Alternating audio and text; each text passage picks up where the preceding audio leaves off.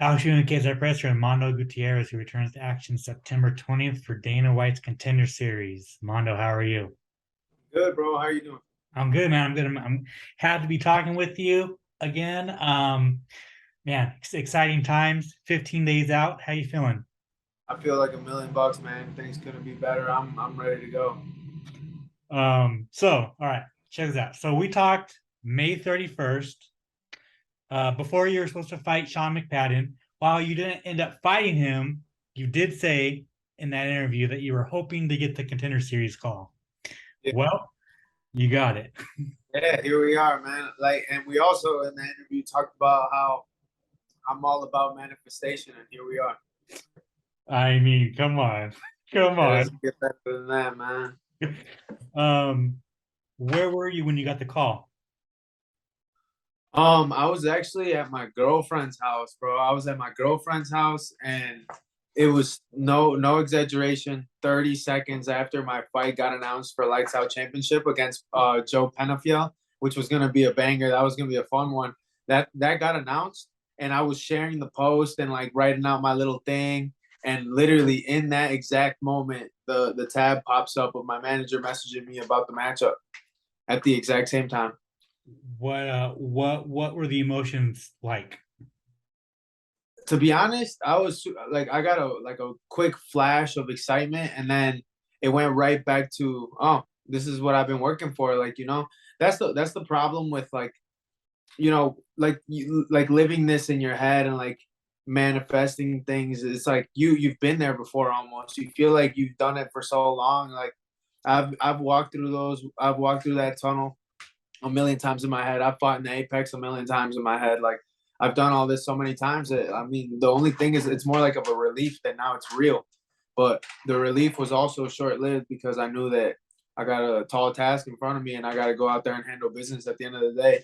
My goal was never just to get there. My goal was to go out there and put on a show and get my contract and state a name for myself, make a name for myself. Absolutely. All right. Well, let's not bullshit. Let's just get right into it. Raul Rosas Jr., 17 years old. There's all this hype, all this season the next coming. What are your thoughts on him as an opponent? I think he's a tough dude. I mean, I'm not taking anything from him. At the end of the day, he's there for a reason. I mean, we're both professionals. We both paid our dues, and we're both in there fighting for a contract. At the end of the day. To me, the age really doesn't have anything to do with it, but it is. I feel like it almost is playing in my favor because he's the one that has to live up to everything, not me. At the end of the day, I'm going out there and I'm handling business. People can Google me and see exactly what's coming every single time. I mean, this kid's been fighting for a year. Like all his fights are out, all his professional fights are from a year ago. I don't care about none of that amateur stuff. It don't matter to me.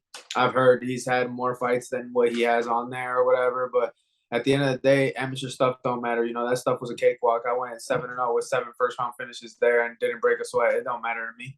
You know? Yeah. So I mean, that's like competing for the tallest midget. I'm only worried about the pro fights and seeing what's going on there. And as far as on the pro side, I mean, he's talented. He's doing good things, and he's winning fast. Which is a great. I mean, it's a great situation for him. But he's gonna go in there and he's gonna have his hands full because it's gonna be something totally different for him. So that's the plan. Yeah, I mean, you kind of already alluded to it, but like, there's so much hype. Do you think people are now overlooking you because of this kid's age? No, I think they. I mean, at the end of the day, this is the entertainment business. People are looking for the next spectacle. I feel like they know he has his hands full. Everybody knows he has his hands full. They're not. There's no gimme about it. I mean, but people do. I mean, when history is about to unfold, I'm excited to see it too. I'm the same way. Like Kobe's last game, I'm tuning in. Things like that. Like regardless, I don't even watch basketball, but I'm gonna tune in to try to watch like some history, and I think that's what's going on here. People just want to see him win, to see what's going on. I don't think it's necessarily that people think he's gonna beat me. I think that they want to see something like that happen. They want to see the record breaking things, Mm. and that's fine. I mean, I'm not worried about any of it, to be honest. It's almost weird how comfortable I am with the whole situation. I think I just I'm very at peace with what I've done this camp. I'm at peace with what I'm bringing to the table, and I'm just ready to go out there and crack heads. Did you ever think you would be beating up a 17-year-old kid? Absolutely not. But dude, this is borderline child abuse, but it's okay. Like, I mean, like I said, hey, I'd fight anybody. I've been on interviews before talking about I'd fight my own grandma to get in the UFC, but now here we are on the other end of the spectrum. I'm fighting a 17-year-old, but shit, I'd fight a 12-year-old if I had to. You know, I'm not Absolutely. really, I'm not all too worried about it. At the end of the day, we're gonna do what we gotta do. So it don't matter who's in front of me. All I know is, it'll be really easy for people to overlook him, thinking that he's just 17 years old, but that's not all there is to him. You know, the kid is tough. He does have a lot of skills. So I'm expecting a killer fight regardless. I got to go out there. I mean, his age isn't going to win the fight for him or lose the fight for him. He's going to do that. Mm, So at the end of the day, I got to go out there and have all my ducks in a row because I'm going to go out there and put on a show. I'm coming out to make a statement, and that's that. mm. Um, how do you how do you see this fight playing out? Most of his fights, he comes out gun blade and trying to take you down. Like, do you think it's going to be the same? Um, the funny thing about that is I come out guns blazing too. That is true. I will absolutely 100% gladly accept that. I know what he's coming for, and that's cool with me. I'm ready for whatever he's bringing. I'm just preparing for every case scenario. I feel like, with all due respect, I feel like he's still green. He has one tool in his arsenal that he knows it typically doesn't fail him.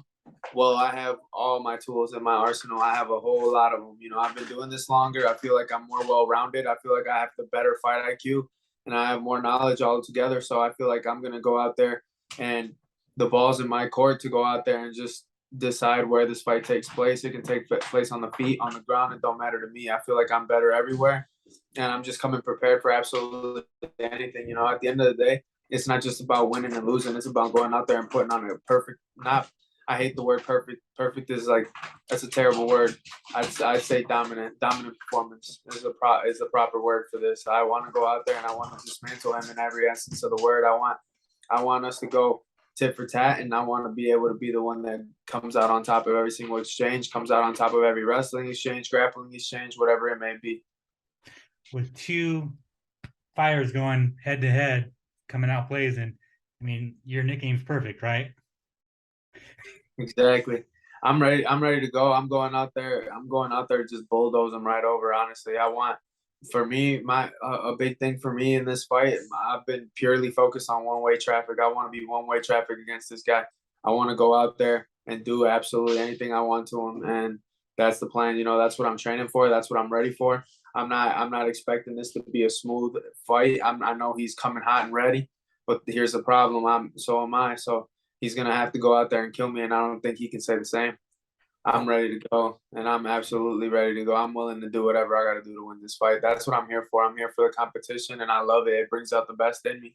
So at the end of the day, we're gonna go out there and we're gonna find out. But I would be willing to bet my life on the fact that I'll last longer than he will. I mean, we could just end it right there. I mean, that's basically a mic drop. But at the end of the day, September 20th, Dana White's Contender Series Week 9. How do you get your hand raised? I get my hand raised, bulldozing somebody straight up. Just I plan on going out there and absolutely denying somebody. I'm not worried about what he's doing. I'm not worried about how he's coming. I'm not worried about anything that he brings to the table. What I'm worried about is what I'm doing. I feel like this train of thought has got me all the way through my wrestling career, my life in general. I feel like, why would I worry about them? They have to worry about me. And I think that's the case here too. I think he has to worry about me and he has to worry about what I'm bringing to the table, because I'm not just a pure grappler. I can wrestle, I can grapple, I can strike, I can mix it up, and I got a motor. So I'm really not worried about much. My biggest focus and priority is to go out there and steal the show. I mean, we're talking about age. Like, yeah, he might be 17, but you're only 25. Yeah. So, I mean, this is a little cliche, but like, finally, what would a UFC contract mean to you at just being 25 years old? Man, to be honest, this is just the next step along this journey. At the end of the day, like I'm not like a lot of these fighters, and a lot of people take this the wrong way. Like I feel like I don't need fighting. They need fighting. People like bet their whole life on fighting. That's not me. That's not what I'm here for.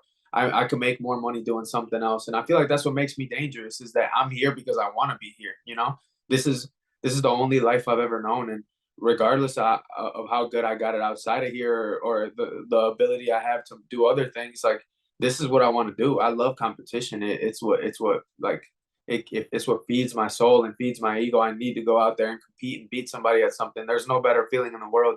It's absolutely exhilarating. And I think this just means that all my hard work has gone towards something. You know, I have something to show for it, but it's just the next piece of the puzzle. You know, this is gonna go much farther than this.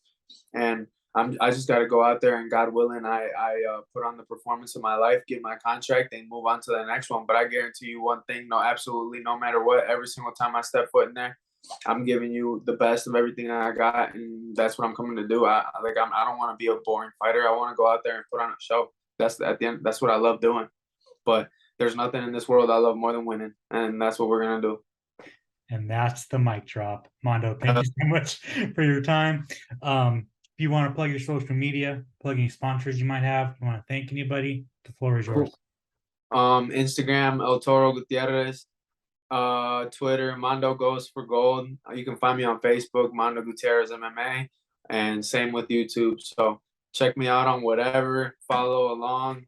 It's gonna be a wild ride, man. Let's get it. And thank you, obviously, for the time, bro. Thanks to everybody that's supporting me, that's tuning in to listen. And I'll see you guys on the 20th.